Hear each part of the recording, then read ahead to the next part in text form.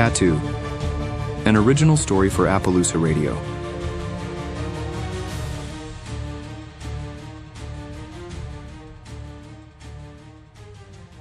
Last December, before Christmas, he placed third in the regional finals for the Mr. Perfect Body competition.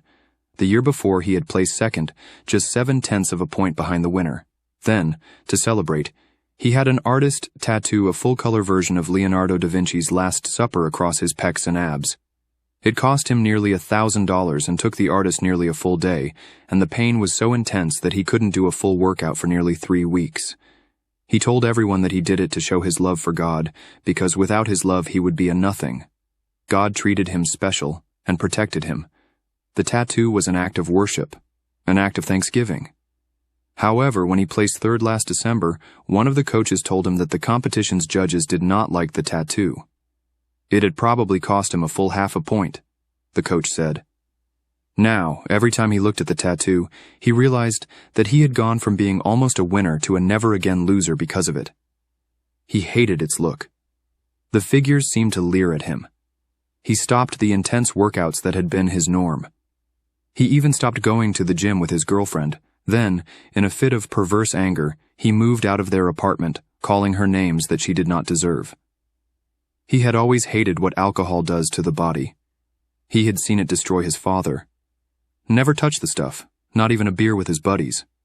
But in March, just days after moving out of their apartment, he bought a case of Coors and downed it in hours. In April, he lost his job, was fired because he stopped showing up. Important contracts were lost. A former gym buddy showed him that drugs can be cheaper than beer and a lot more powerful. By May, he couldn't get enough of them. Then there was God. Or more precisely, that now there was no evidence that God even existed. Certainly, none that God cared for individuals. It was all a sham, a con that priests developed to cheat people out of their money. It was then that he bought the gun, a 9mm Ruger.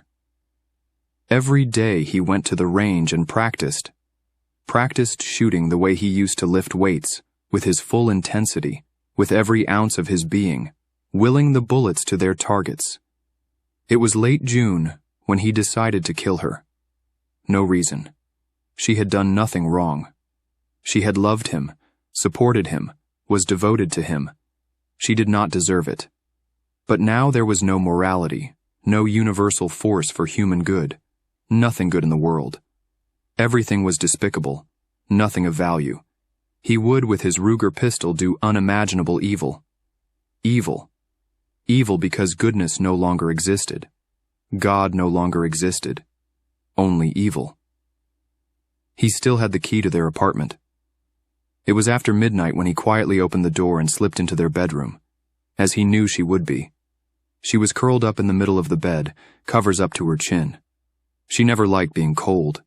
Her outline was clearly defined by a nightlight on the wall, a clear target, impossible to miss. He pointed the Ruger at her head and fired. Click, but no discharge. Never happened before. He had shot hundreds of rounds with it, always worked perfectly, practically new gun, still under factory warranty. He tried again. Click, but no discharge. He breathed deeply in frustration. What was happening? How could this be? He steadied himself and tried a third time. Click, but no discharge. He dropped the pistol and ran for the door. In a parking lot a mile from the apartment and winded from his run, he realized what had happened. It seems that there is a God, and He protects us, even from ourselves.